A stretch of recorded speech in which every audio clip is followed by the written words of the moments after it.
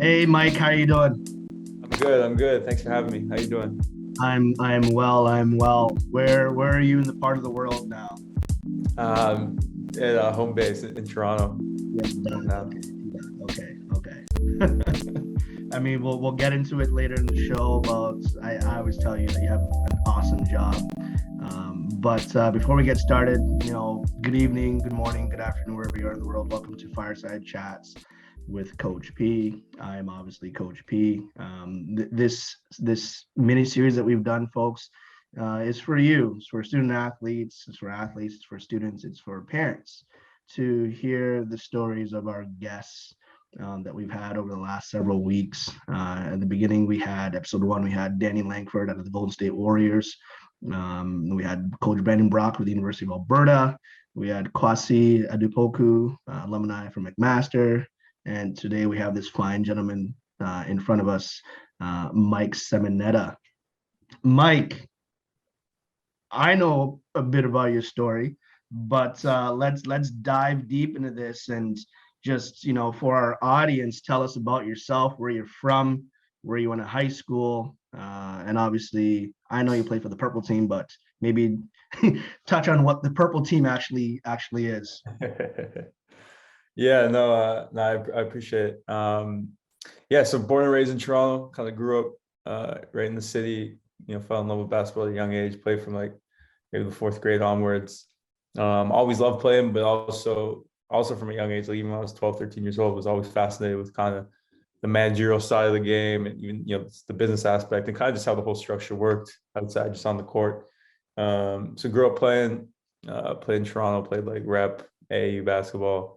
Went to prep school in New England for a year, and then came back, played at Western University for 3 years. Then actually ended up tearing my ACL, which at that point actually was a good time for me, where it's kind of the first time since I was 8 or 9 years old that there was a long period of time where I wasn't playing basketball. So Right. actually it was a good little reset, and it kind of gave me some good perspective, where, as I mentioned earlier, I'd always kind of been really passionate about the off-court elements of the game. And even when I was playing at Western, in the summers I would stay really involved with the AAU program I played for and try to volunteer at different camps. And kind of getting that injury made me realize, like, hey, my passions are with basketball, but my off-court passions are kind of greater than my on-court passions. So I ended up and the coaching staff at Western was super supportive. So I ended up staying on as a student assistant coach for my final 2 years, Nice. which actually was an amazing experience because the staff was pretty small, and obviously I was pretty close with all the players. So kind of got a great experience of learning on the coaching side, but also kind of continuing to have that camaraderie with kind of my brothers on the team who I come in with. Yeah. So that was an amazing experience. And then, after I stopped playing at Western, kind of how I mentioned, I really dove into like trying to build my resume and building connections and networks in the basketball, management space. So this, really dove into the AAU stuff, did a lot of AAU stuff, then started working with Team Canada at their national team camps, Team Ontario, Canada Basketball Junior Academy. Just really kind of just told myself, get involved with as much as you can, meet as many people as possible, do good work. So did a lot of that. Got involved with running a prep school called Bill Crothers. Ended up graduating from Western with a business degree, and kind of still, really wanted to be in the basketball world, but wasn't fully sure about, obviously these jobs is kind of, there's not really a direct path or a defined path. So Exactly.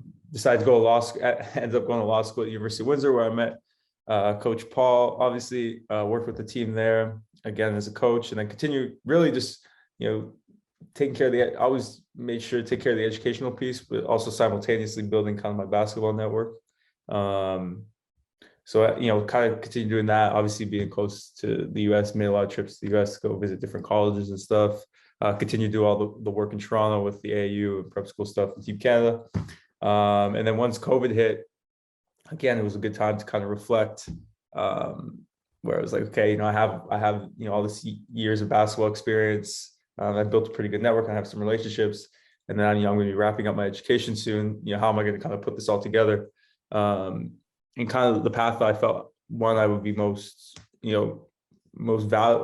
one that I could be most successful at, and also two that can lead to a good position, was kind of going down the route of being an agent. So around like pretty much maybe this time last year, maybe a little bit earlier, around December 2020, started kind of reaching out and networking with some agents. And through my work in Toronto, I had built some relationships with some players that were going to be in the NBA draft this year, and then also had a relationship with some high school guys and younger guys that down the line are going to be NBA level prospects. So kind of obviously believed in my skill set and my kind of my resume with the academic piece and the volunteer piece, but also had kind of a value add I could bring to some of these agencies. So I ended up getting connected with Life Sports Agency, the president and CEO, Todd Ramazar. Todd represented Pascal Siakam, or he does. Our agency does represent Pascal Siakam, so he had interest and some networks himself in Toronto. It was kind of, the agency was kind of in a growth phase, and he was looking to kind of add a young agent in a market where our agency already had kind of a footprint.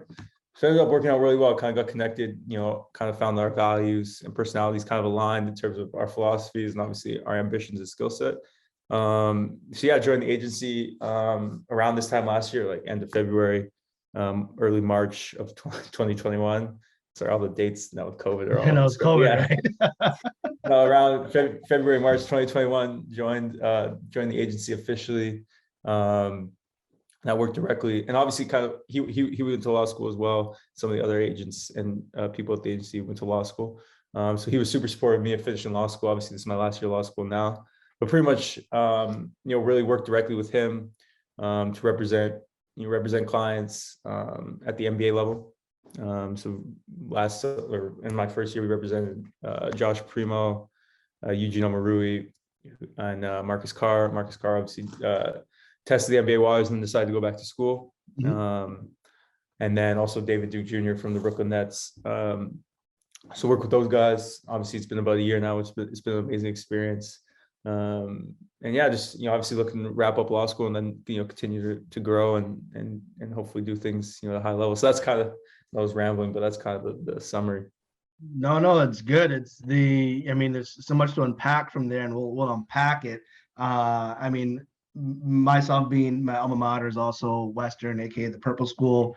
I know playing there. Those, you talk about those runs, those summer runs. I remember back in the day, those were competitive as heck. Yeah. What were they like? Same thing, like. That was good. I was just talking. It's funny, this weekend I was with a couple of my buddies who were on the team, and we were saying like some of our best summers were like in between first and second year. We stayed at school. It was just a lot of fun. Like, we took, I think, maybe 1 or 2 summer classes, and then we worked like some of the camps. It was just an amazing environment where it's like you're with your boys, you're working out, you're playing against other high level players, and then obviously enjoying the London nightlife on the weekends and stuff. It was just good to be young and kind of on your own without too many constraints, and you're with kind of your friends. So it's so funny you mentioned that, because we were just like last weekend I was with a couple of guys that I played with, and we were saying, and those summers, like, they were pretty carefree. Yeah, those were fun. I think if I remember correctly, I think it was like, I'm pretty sure it was Thursday nights. Those runs, and oh man, guys just get after it and just hoop. You just hoop for like 2-3 hours. Sure. Just hoop. That was a fun thing, right? Like, it's kind of out of the season, so you can kind of do your thing. You don't have to worry about maybe the systems or playing. You could kind of just let loose a little bit, which is, and coach cussing you out because you made a turnover. Exactly. Mike, you mentioned you're an Ontario kid, and obviously going through the ranks of high school ball and prep ball and everything. That what was it like for you playing in Ontario, playing in what I always refer to as the Mecca of basketball in Canada? For those that don't know, Mike is not 6'8", so as a non 6'8" guy who's pretty athletic, what was that like playing and getting on a varsity roster and before your injury? Like, talk to us about that.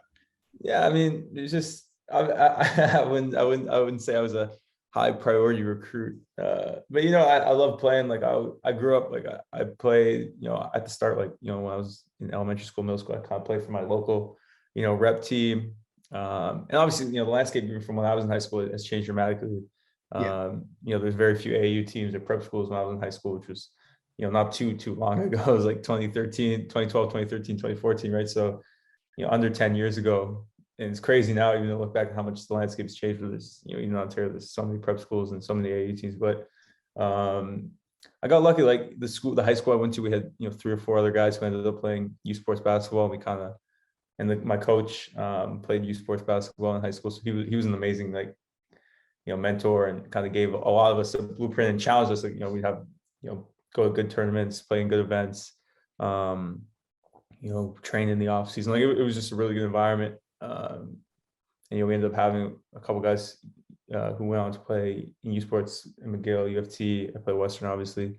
So it was just really good. I mean, I think, and then obviously in the summers, like, I always challenge myself, to play, try to, even trust me, some of those good teams I was on, I was one of the worst players. The stereotype white kid in the corner shooting threes. But it was a good experience. Like, the one thing I loved about basketball, especially in the summers, is like it brought me together with kids from all over the city, all over Ontario, from all different backgrounds, all different stories. And all those guys are guys that are now I'm still involved with in the basketball community. I still have relationships with, and that was always really important for me. I went to a school, like a private school. There's a lot of kids from the same area and the same background. So being able to meet different people and interact with other people from a diverse range of backgrounds and stories and life experiences was really important to me, even as a young guy. Like, it was something I really, really thought was important.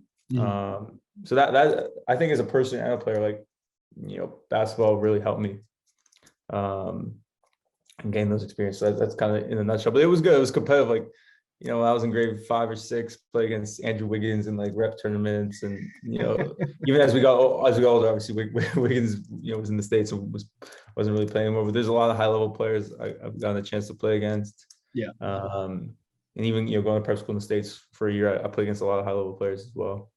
No, that's awesome. And I mean, you talk about Andrew Wiggins. I remember the first time I saw him come with his Huntington prep team. Yeah. Those that showcase. At McMaster, I think. Yeah. Well, those the Mac one, and those also the one at U of T, Mississauga. Oh yeah. And I just saw him take that ball, cock it back, and some guy, 7-footer, went up the same time as him, and well, he did not survive that because Wiggins absolutely crowned him, and that gym just erupted. It was nuts. And I remember I was with my assistant coach at the time. I looked at him and I'm like, he's gonna get dunked on. And yep, he sure got deep. It was beautiful. Yeah. You mentioned you suffered an injury, Mike, and no one likes to get hurt, and obviously it's taxing, it's tough, both physically and mentally. Kind of like walk us through how you overcame that, from the injury to where you are at. And obviously now you're able to walk and everything that you still hoop. Yeah. But it's brutal. I've suffered injuries and I can sympathize with it. So just kind of walk us through what happened. Yeah, it was in like preseason, my 3rd year. We were practicing. And it was kind of a freak injury. Like, I was just dribbling, ended up coming off a ball screen, and like the big man was kind of coming out, like the defending big man was kind of coming out to hedge. And I think I ended up just like clipping him in a weird way. I just like kind of felt like this. I didn't really know what I felt, but I just felt like this like crazy pain in my knee. It was like the most pain I've ever been. I remember being on the floor and be like nauseous, like like really, really in pain. And then my knee ends up like swelling up that like shortly after.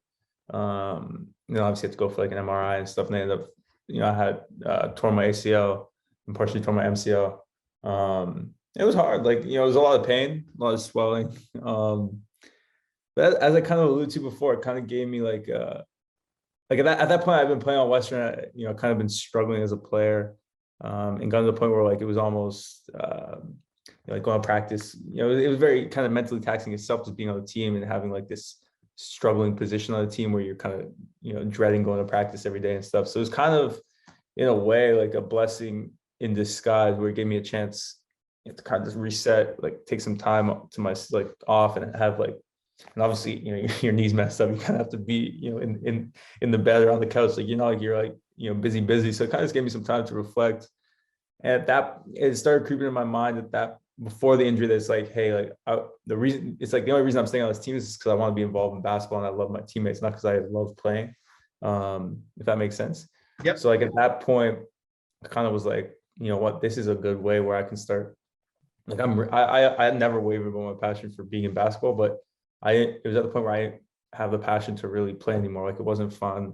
I wasn't enjoying it. I wasn't doing well. So it was just so that, and that's what, obviously Brad at Western was super good about. When I told him, I was like, hey, like I want to stay involved with the team, but I don't think it's smart to play anymore. And he kind of agreed. He's probably thinking it for a while before. But yeah, knowing Brad, so I'm like, yep. But no, it was good. Like he gave me a lot of response. Like he gave, like, so obviously I did the full rehab. Like I had surgery, I did the rehab because obviously that's important just for, one, I still want to play a little, pick up basketball, but also just for my life in general, Yep. with the knee. So I did the full rehab. I was good. Rehab was good. Like obviously people at Western were amazing with the Western athletic program. Like surgeon was amazing. The physio at Fowler was great. But then, yeah, it kind of gave me that time to reset. And it's like, okay, you know what? Like, let me now I'll have time to just fully dive into all this basketball off course, or not off course stuff, but like, coaching, player development, scouting, management, all that stuff, which I was super, super passionate about. It kind of gave me like a good transition out of playing and into that. So I know a lot of it's kind of weird. Like, you asked me how the injury was, like, oh, the injury actually turned out to be pretty good. Yeah. But it was like, it kind of helped me a lot in terms of, I had this mental block where I was like, I've been playing basketball my whole life. I'm not just going to quit now. But that injury kind of gave me some good time to reflect, gain perspective, and understand, where I really want to go from there. Yeah. And it's obviously like overcoming it, and, it's perspective. Sometimes something traumatic like that makes you take a step back and see the whole picture. Because I think, as people, sometimes we get tunnel vision into, we're going to go this way and follow this path. And sometimes if we just take a step back and, we can see different avenues and different directions to go. Sometimes something like this, like I said, provides perspective and is a positive experience. I mean, it worked out pretty well for you. So, it's not always a thing just for our audience and people who are listening in and watching this or listening to this, is that it's not always just going to be a perfect storm. It's not going to, things are going to fall in line and be great. Like sometimes you're going to face adversity. It's kind of what happens next. Mm-hmm. Your transition, obviously, we talked about you going from the Purple School, you came to us here at the Lancers, law school. I mean, that's a big deal. What made you decide to become a lawyer? Like, what was that? You said you did business, why not try to become a CEO or, Again, this is CFO? kind of, this is going to kind of sound maybe not shallow, but like a little off the path. It's like, honestly, I really wanted to work in basketball. As I said, like that last couple of years at Western, I really dove into like building really, really strong relationships in basketball. But also like it's hard to get a job in basketball, right? Like it's really hard. Like there's not like I always wanted to do at the highest levels, like in the NBA at some capacity, or within that, at the high. Like I didn't want to create a perception of myself that I had. I wanted to enter at a high level. So I was graduating, from undergrad. Trying to kind of network and, these types of basketball jobs you seek, you can't really just like apply for them, or, it's not like, being a banker or a teacher, or whatever. Like you have to kind of meander your way into it. So to be honest, like there weren't that many like real full-time basketball opportunities available. Like I knew like all the stuff I was doing, the prep school stuff, the AAU stuff, team camp stuff was all like kind of wasn't really high paying. It was more volunteer stuff. And it was busy, but it wasn't like necessarily a career. So, I mean, I was lucky enough, I started obviously talking to a lot of people had, higher education. And at that point, being an agent was something I was really interested in. And a lot of the high level agents in the industry had gone to law school. And at that same time, right, like I had this basketball experience, but I didn't know that it would lead to eventually a basketball job. So, I was lucky enough that I had pretty good marks from undergrad. I kind of applied to law school, really just as a way to give myself a backup option in terms of my education and my career. Like, if things don't work out, I'll have a law degree and I could be a lawyer. But also as a way, to give myself more time to, while taking care of the educational side of things and building that credibility, is to continue to network and build basketball credibility to a point where I could get a job after law school, or, obviously as it worked out, during law school. So I wouldn't say I had the most, law genuine reason to go. Like it was very basketball related. Like I went to law school with basketball in mind, which sounds kind of crazy because obviously law school is a pretty serious commitment, but I went to law school because I thought it would really help me further my basketball aspirations, or my career aspirations as it relates to the basketball industry. Yeah, no doubt. I mean, and that leads into what we want to talk about next, is that, you were RGA, or grad assistant, on the squad 2 years ago. And don't know whether I said this enough, but I was proud of you. I was impressed because, like you said, law school's no joke. I mean, I went to med school. Med school's no joke either. And law school's crazy. I remember and you're doing the dual program between Canada and the US, and you're driving, but Mike was at practice most times of the week, and Mike was on the road. And, talk to us about what that experience was like as a grad assistant who is not just, no, I'm not saying that people take master's programs aren't serious programs, but again, law school is crazy. It's a lot of studying, a lot of reading, and then on top of that, you're coaching with the varsity team. What was that like, Mike?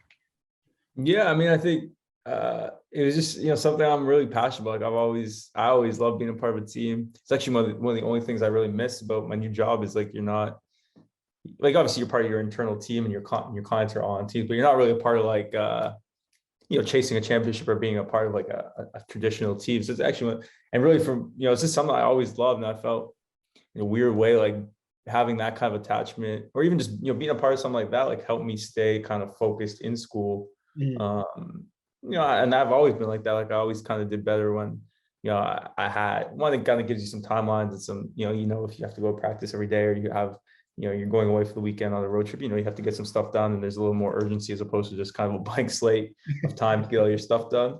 Yeah.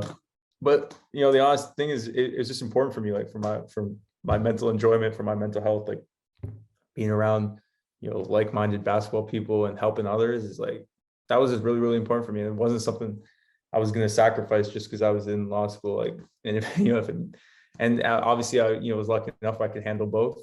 I don't know, lucky, but I was able to handle both. And yeah, that was really it. Like, it was an amazing experience. Like, obviously working with you guys. Yeah, I had known Coach Chang, a little bit from Toronto and back in the day and stuff. So, obviously working with him was amazing. Getting a chance to, observe and learn under a different type of leader. Because obviously I was at Western for 5 years with the same kind of system. And then, yeah, like just meet the other coaches, meet the other, get to know all the other players, build those bonds. And obviously, unfortunately, time got cut short because of COVID. But it was just an amazing experience. I think that was when, you're not the first person who asked me, like, how do you do law school and do this basketball stuff? And to me, it's just like, the basketball help stuff. One was really, really important to me. And two, it also helped me kind of stay, mentally engaged with all the other elements of my life, if that makes sense. Yep. No, it does. It doesn't. It makes perfect sense. And I remember back even in high school when the one year the teachers went on strike and there was no sports, and my dad was kind of like, "Why did your grades?" I mean, my grades went from like a 90 to an 86. It wasn't like it dropped anything drastically, but shout out to African parents. They're always about the grades. And so he was cheesed. He was like, "Why your grades drop?" And I'm like, "Well, because I don't have the basketball piece. That's centralizing force or centralizing part of you, and growing up playing ball, you'd understand that. Athletes get it. Mike, you're a former player, you're an entrepreneur, you're a mentor, you're always in the gym. I know when I go recruit, I'm in randomly in like an Oshawa, and there's Mike. You're always catching games, you're always checking out talent, and so obviously you're a player agent for NBA prospects and NBA players. Do you think that talent has gotten better or worse? And the second part of that is what do you think that young hoopers are lacking these days? I mean, I obviously haven't had a massive timeline of evaluation, but I think players, but I think kids are getting better. I think there's a lot of talent. I think there's a lot more resources being poured into the kids from a younger age. Which I think is amazing, right? Like, I think, there's a lot of, people investing in these young men. There's a lot of amazing talent, right? And I think, now, even while I was in high school, there's only a couple guys who are in the NBA, like obviously Steve Nash and Jamal McGraw, but it was really from our peers and stuff. It was more like, Tristan Thompson, Corey Right. Joseph. Those guys were kind of from our generation. And now it's like, there's 20 plus guys in the NBA. There's a lot of guys that these kids can point to that they have mutual connections to, or have gone through the same path. So I think that's really important. There's a lot of people to follow in the footsteps of, which is important, because I think that builds inspiration and confidence. But no, I think there's talent. The talent is always growing. I think it's going to continue to grow with as the game expands. Now from even just outside the GTA, to Montreal, to the Prairies, to BC, to Nova Scotia. on the East Coast. Like I think all these different pockets of Canada are building great talent. I think it'll continue. I hope it continues to grow, and I think there's going to continue to be elite level players. What was the second part of the question again? Just like, what do you think that young Hoopers are lacking? Obviously being around this at the university level, we're recruiting, we're bringing talent in. What do you think that's, if a kid's watching this, young girl, young boy, kid in high school, they're watching this, and what does Coach Mike say work on in order to maybe get onto a university? Again, this is obviously people listening to BC. This is mostly on my perspective from watching Ontario youth basketball, but obviously I imagine there's some parallels. I'll just say well, one, it's different, right? Like the system now, there's so many different teams and so many different leagues and platforms where I think it's good in a way, and then another way it's kind of created a bit of a watered down system where you might find yourself in a situation that's not stable or not great. And I think that's unfortunate because there's a ton of amazing prep schools, but it's also a good amount of prep schools that aren't very good and aren't preparing guys for a great level. So I think the biggest thing is, and it's hard because as a parent or as a kid, you're not going to have the 100% fortitude to know you're putting yourself in a good situation. Like obviously everyone's going to be able present themselves as if it's a good situation. The reality is it's not. So I would say really clear decision making about what situation you're putting your son in or your daughter, or as a player yourself, doing that. But I think, obviously there's areas as a youth player that are going to develop as you get older, but I think,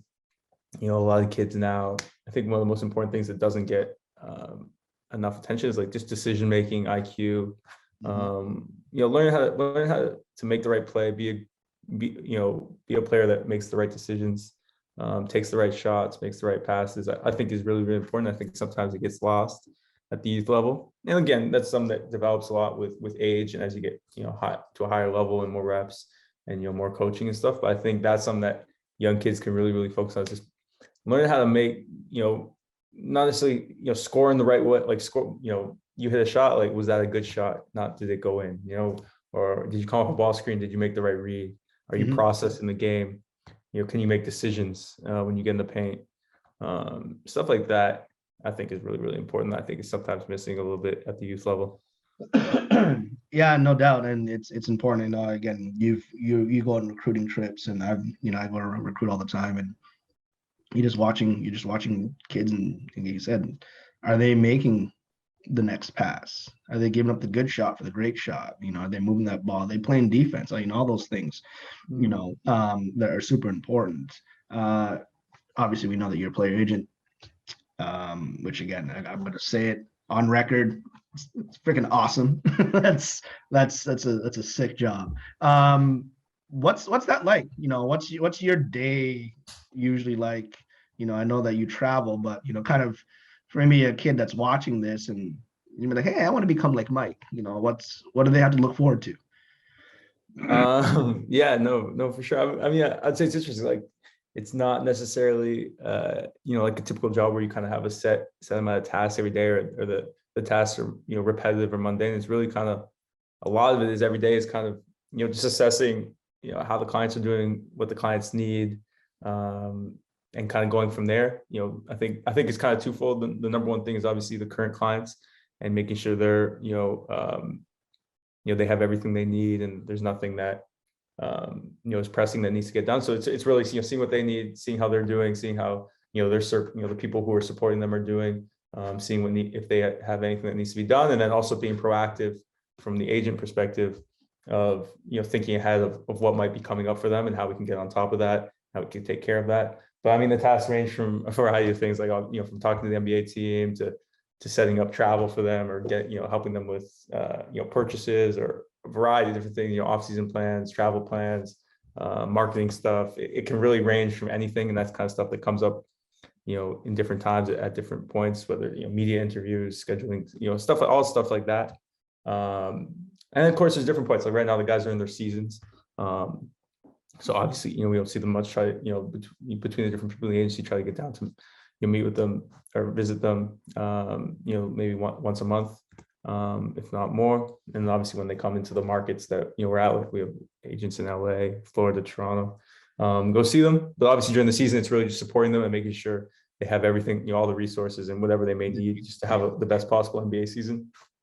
And then obviously in the offseason, well, the pre-draft before they enter the NBA, we're really, really involved. Like, so I was in LA all summer, and you pretty much, really help them just transition to the NBA. So, their player development, their strength and conditioning, their physical therapy, their nutrition, their housing, their transportation, really, that's where you're really with them every single day and helping them. And then again, in the off season and stuff, with their player development, working collaboratively with their NBA team. Obviously they want to do some traveling or do some off the court type of activities, whether it's business or marketing or just for pleasure, stuff like that. It's really just being a constant support, for them, and also being proactive and thinking ahead of taking care of stuff before it maybe even becomes not an issue, but something that needs to if that makes sense. And then big second part of it is also recruiting and business development. Like obviously in my role, that's a big thing I do, is kind of identifying potential new talent at the NBA. Also, to watching a lot of watching games, talking to a lot of college coaches or AU coaches, building that network of players you can recruit, kind of try to onboard onto the agency as a new client into that. For now, so it'd be for the 2022 NBA draft. And then also, as a young guy in the agency, like I think there's a lot of time to be a self-starter too, where it's like you want to network and build your relationships with all 30 NBA teams. Network and build relationships with people in industries that have a connection to yours. So for instance, like crypto or investing or marketing, different brand with different brands, lifestyle brands, athletic brands, different stuff like that. Like obviously building my own relationship with media members. I think that's an area where once you have a platform where you're working with obviously a reputable company, as a young person, it's also important to continue building your network, because those are eventually going to become resources for your clients that you can utilize to help your clients. Now, obviously, I'm lucky where I'm in an agency where the president obviously has 20 plus years of experience, and some of the other people have some of the other employees and members of the agency have a lot of experience. That was something that was important for me. When I was entering the space, I wanted to enter where, one, I could be mentored by someone who had done it at a high level, and then also two, there was a lot of credibility and expertise amongst the people in the agency that we could give to our clients. So that's kind of that's in a nutshell. There's not really like a day-to-day 9 to 5 schedule. Obviously, a lot of it is traveling. Go visit current clients. There's also a lot of recruiting, especially around this time with conference tournaments and the NCAA tournament coming up in the draft. The draft only a few months away now, but that's really it. Sounds good to me. Sign me up. It sounds fun, and it's kind of good in that sense where you're not having the same type of schedule, so you're never bored. I'm assuming that you're never bored. Mm-hmm. Mike, you are a finalist, or you were a finalist in 2019-2020 for the prestigious Wayne and Teresa Embry Fellowship, presented through the Toronto Raptors. Maybe quick snippet on what that is, and then also how that made you feel to be bestowed such an honor. Yeah, no, I should have mentioned that earlier. That was kind of one of the things I mentioned. I applied for that right after I finished undergrad. Kind of as I had mentioned, during a time where I was kind of trying to navigate what the next steps would be and trying to get a job in basketball. So yeah, I applied. Obviously, the amount of people applied and was chosen as a finalist, which was amazing. And that was just an amazing experience. Like it was a multi-day kind of interview with pretty much the whole Raptors front office. Besides, obviously, Masai wasn't there, but pretty much everyone else was there, and it was really cool. Like you got to do an interview with a panel interview where you had like 15 executives kind of asking you questions and challenging questions, which was an amazing experience. And then also got to put together a basketball presentation on the topic and present it, to the whole, a lot of the front office executives, which was really that was probably kind of the biggest project I put together in my life. At that point, I put a lot of time into it. It was like you had to choose 3 players that the Raptors could pick in that draft with like the hypothetical, I think it was like the 28th pick, and you have to do like a full deep dive on each player. So it was really cool. It was like an amazing scouting kind of not adventure, but exercise. I ended up picking these players, learned about them, did like really deep dive into them as a player, as a person, put together and then presented to the whole Raptors staff. So that was really, really cool. And even just overall, again, that whole thing, meeting those finalists, is like-minded people not necessarily like-minded people, but people with a passion for basketball from all different backgrounds, all over Canada, which is cool. And then even from that, like obviously wasn't selected. But like just one, being able to get in that environment, I found was incredibly empowering. Just hearing the feedback was empowering. Being able to use a lot of those people as resources moving forward was super, super valuable. A lot of them, with the Raptors, are people that I see today when I go to the games, just talk to, obviously on the agent side, because obviously we have a couple clients on the Raptors, so been able to meet them. But really, it was an amazing experience. Like, even though I didn't win, every year they kind of, that finalist group, whether it's 8 to 10 people, they add that to the prior year's finalist group. So now there's like, it's been going on for 4 or 5 years. There's like a finalist group of, and some people have been finalists multiple times, but there's like a finalist group of about 40 people. And it's all like amazing people, right? And I've built some really strong, some of the people I knew from before, but built some strong relationships in that group. And I mean, Wayne Embry himself is like one of the most, for me, especially as a young guy trying to get in the industry, like I have so much respect and gratitude for him, because like he always would take the time to respond to my emails, after the fellowship, I ask him for advice, or even just, touch base with him. Like, he was so kind of generous and kind. And a lot of the feedback he gave me was amazing. Like, he gave me some of the best, like just most empowering feedback. And something that helped guide me, obviously, confidence and kind of drive is important. A lot of that comes from, people in good positions, kind of not validating you, but, encouraging you in a positive way. And I thought was really, really important. So I thought that, and obviously, if I was kind of, as I said, like I was one of the finalists, and if I would have been selected, like I wouldn't have ended up going to law school. So it's kind of crazy. Like, I think it ended up working out well, because I got that experience and I still ended up going to law school. And obviously led to this position, but it was a great experience.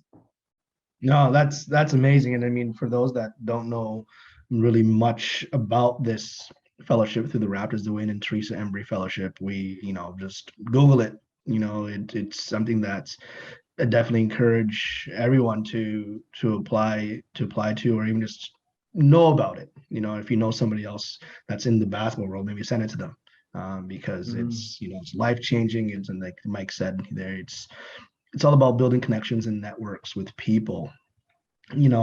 Fireside Chats, Mike, as you know, is just an informal chat between friends who I always say everyone has a story, everyone has a journey. Basketball has taken you around. It's taking me around. It's giving you opportunities, giving myself opportunities. For those in our audience who are, again, watching or listening to this, whether it's, players themselves or parents who have young teenagers who are navigating this system, what would your advice to them be in relation to, achieving their goals, getting on that grind, busting their ass? What's the Mike Simonetta, advice train?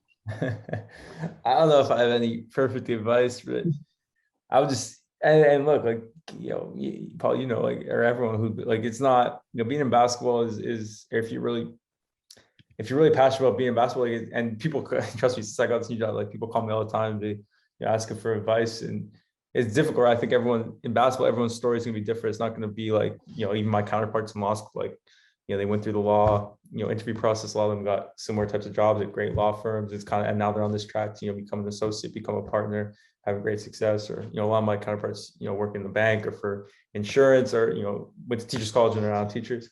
Basketball is not like that. Like, there's never going to be at the high levels, like, there's never just going to be, okay, I went to school, I filled out this job application online, I went in for one interview, and I got this great job, I'm going to keep ascending up, the NBA ladder. Like, it's very, I like to use the word meandering. Like, you kind of have to work your way into these opportunities. You have to get a little bit lucky. You have to be good. I could just reflect on kind of what I did is really just, believe in your own personal skill set, like build your own personal skill set with whatever you want to do. And then, like, just, you have to really, really spend a lot of time. Like, I kind of had a mandate to myself, and it was easy because I loved it, but like, just always try to be in the gym, like never turn down an opportunity to go watch anything. Like, trust me, I've watched some pretty bad basketball at different points, but just, go around. You never know who you're going to see. At the worst thing that happens is, you spend some time watching some shitty basketball, which is no big deal. But just, like, spend a lot of time around basketball people. Don't turn down any opportunities. Like, the one summer when I got started with Team Canada, like, I got started at this thing called the National Training Center. And like for the whole summer, I was younger, like, but I was still, I was like 21, 22. I pretty much just like rebounded and played defense for the entire summer. Yeah, but it was good. There was NBA coaches working out the players. There was Team Canada coaches working out the players. There's NBA players working out. And it was just, just spend time there. Like, and then obviously, some of those relationships I built there are guys that I'm still really good friends with now. Yeah. Just stuff like that. Like I would say, never turn down an opportunity to be in the gym to spend you have to invest a lot of time into it. And obviously I was lucky when my parents were supportive with me with school. So yeah, and I don't take that for granted. Like I know there's a lot of people who don't have the luxury of being able to volunteer or work for very low money, in the basketball space. And that's the other problem with is, until you get a really good job, there's not much money in it at all, right? I probably worked for 7 or 8 years doing a ton of basketball stuff and didn't make too much money at all. So I was very grateful. Obviously my parents were supportive of me going to school, which was important. But I would just say, yeah, just you have to build a skill set that you believe in. But that's just the prerequisite. Like there's way more people with qualified skill sets than there are great jobs in basketball. It's just unfortunate, right? So there's going to be way more qualified people than there are people who are going to get the job. So you have to have that skill set. That's just the prerequisite. You have to find a way to differentiate yourself. Even for me, for going to the agency, like obviously I felt I had a good skill set and a good resume, but also, the ability to add immediate value in terms of recruiting, these players that are going to be in the NBA was important. Sure. Right. Because that's what kind of helped me differentiate me from the other, 40 law school grads who have a passion for basketball and knowledge for basketball. So I would just say, yeah, like, build your skill set, spend as much time as possible. Someone told me a couple of years ago, which was I thought was always a good thing, is like, be a person that says hello first. Like, go up, you see someone you think you might know, or but you're a little nervous to say hello. Like I went through a lot when I was young. Like I'd go to these gyms. Sometimes I'd be nervous to talk to people that I knew were people in the basketball industry. And like at the end of the day, you kind of just have to have that confidence to put yourself out there and trust who you are. But yeah, I don't really have an exact science, but really just spend a lot of time, build your skill set, work, and just be a good person. That helps a lot, I think. So yeah, I wish I had more of a blueprint. People ask me this question all the time. I kind of got to get a more defined answer for everyone, but I really don't have one. No, and it's not, there's no blueprint. Like I said, it's not an exact science. Like I said before earlier in the chat, it's not a perfect storm. You're gonna, like you said, it's gonna meander, you're gonna have different things happen. But the common theme, and again, to those who are listening, we don't script any of this, we're just chatting, is that the common theme that all our guests have said, this is now episode 4, has been the whole about networking, but about what you said. Say hello. Yeah. Put your phone down, go up to somebody and have a chat with them. And you never know who that person might know or how they can help you to build your own network. You look at Mike's network and, be a resource or a mentor. I think of 2 things quickly here, Mike, before we go. And, but a year and a half ago, we had Sefu Bernard of the Washington Mystiques, WNBA. And he talked about how he got his start. And he basically walked over, I guess he drove over to Detroit. I remember this story. And he said, I want a job to the Detroit Pistons. And the lady said to him, well, if you can be here every morning for 8:30, we'll see what you got. And he was there every morning, before 8:30, and it's an interesting story because he talked about, I remember one of the things that stuck with me from his chat was that he created his own opportunity. Right. And sometimes you got to do that. Sometimes you have to create your opportunities. Mike's created his opportunities and he's thriving. He's doing well. And it may seem murky, may seem muddy. You don't know what's going on. And, unfortunately it was an injury, but he gained perspective. And I think that's important for our audience to understand that. And, the other part about that is like what you talked about is just talk. It's not going to be perfect. Sometimes you might mumble. Sometimes you might feel really nervous, talk really fast, but it's, it all works out in the end. And, my other assistant, my counterpart here, Igor. So Igor always talks about it always works out in the end. Yeah. It always works out in the end, and Mike is a living example of that. Mike, if everyone wants to follow your journey and maybe reach out and they have questions or whatnot, I guess the kid's still on the gram. So what is your Instagram? Yeah, it's just my name, Mike Simonetta. Nice and simple, no space or underscore. So yeah, anyone can hit me on there. I always love connecting with people from a wide range of ages, backgrounds, because at one point I was one of those kids hitting up others, trying to, and I remember it's a little daunting and a little sometimes it's funny even for all those kids. Like I remember I was young, I was like 19 or 20 in undergrad. I got connected through someone with like a pretty big NBA agent. At this point, I hadn't built that kind of the sort of skills and networking. I remember having a conversation with this guy. He's like a good agent. Like he had like probably 10, 15 NBA clients. I'm like, guy's obviously busy. And like we had like a terrible conversation. Like I was like young and unprepared. And at that point I thought, I just call him up and he would kind of lead the conversation. And I remember it was awkward. Like there were like small like pauses and like I was trying to scramble that. It was I remember like being like shit like that. That was bad. And but it'll happen, right? Like I was like 19. So it wasn't a big deal, right? But I think kind of sometimes you have to go through some of those experiences a little bit. Yeah, for sure. Sitting in my friggin' apartment at Western, like I don't even know how I don't even remember how I got this guy on the phone, but just stuff like that. Like it'll happen. But I'm always it's funny. I'm always down to speak with different people and help. Because I said I'm not too far removed from being in those shoes. Yeah. So I think that's important. For sure. Well, there you have it. From the horse's mouth. He's not an old guy like me. He's a young buck, and he's thriving. And Fireside Chats is just, again, it's us just having a conversation. And for those listening, everyone has a story. Take the time to learn about each other. Take the time to listen. Take the time to truly, if you want to make it in the space of basketball or maybe whatever you're taking, maybe going to school, you want to become a kinesiologist or a doctor, whatever it is, the same applications that you've heard from Mike, you've heard from Coach Brendan Brock from Alberta, you've heard from Danny Langford from the Golden State Warriors, you've heard from Kwasi Odepoku of McMaster, is take the time to talk to people, take the time to really hear them and hear their journeys and how they got started. And Mike said it, there's no blueprint, there's no perfect storm, there's everything will be different for everybody, but hopefully at the end you can say it was worth it and it all comes together. Mike, we thank you for doing this. I truly appreciate it. Miss seeing you around the office, man. But I know that when you pop into practice, it's always like Mike's here, and we hail you up. So thanks for being an awesome GA. For us, you made my life easier when we're doing scouts, and miss your passion on the bench.